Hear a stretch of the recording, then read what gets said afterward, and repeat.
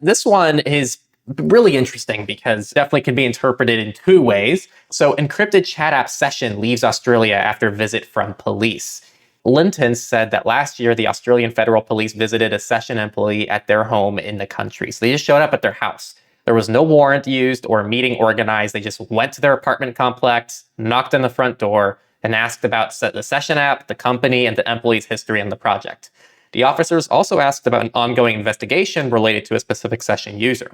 Part of Session's frustration around the incident came from the AFP deciding to visit an employee at home rather than arranging a meeting through their proper and publicly available channels. They ended up wanting to organize another meeting at which they asked quite a lot more technical questions about Session and some broad questions about future development. The AFP told 404 Media in a statement that the AFP is aware of the application Session and has seen the use of Session by offenders while committing serious Commonwealth offenses. The AFP declined to comment specifically on the incident involving the Session employee. I've been seeing a lot of takes on this. I guess we didn't throw it in the show notes, but as a result of this, Session has actually formed a foundation in Switzerland. Oh, we covered that last week. Okay, thank you. So we covered that last week. And it's funny because I think in our live stream, I even mentioned something must have happened that triggered this. And now we know what that was.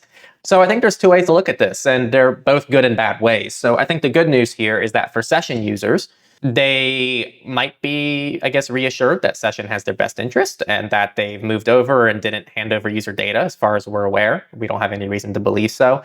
I think the bad news here, and kind of where my mind goes, is this is a pretty clear attack on end-to-end encrypted messengers. I think anybody who thinks that this is just outright positive really needs to second guess, I guess, the safety of developers and people working on these tools and how, yeah, they might have a foundation in Switzerland, but if these employees are still in Australia, that can still have some implications for the project. So those are kind of my loose thoughts. And I think that some people are comparing this to Telegram. I think what happened to the Telegram CEO is very different. That was because they were able to comply with law enforcement and absolutely chose not to.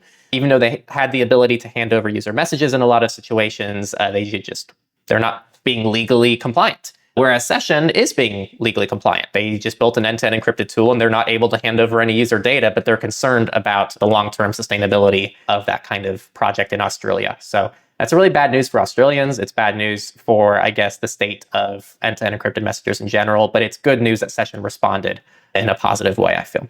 Those are my thoughts on it. Thanks for watching this clip. It's actually taken from the Surveillance Report podcast, which is our full-length podcast where we talk about privacy and security news every single week. We post it on YouTube as a video. We also post it on PeerTube for those of you who don't like YouTube. And we also post it as an audio version that you can find on every major podcasting app, as well as just RSS. Check us out either here on the screen somewhere or at surveillancereport.tech and stay up to date out there so you can keep yourself and the people around you safe.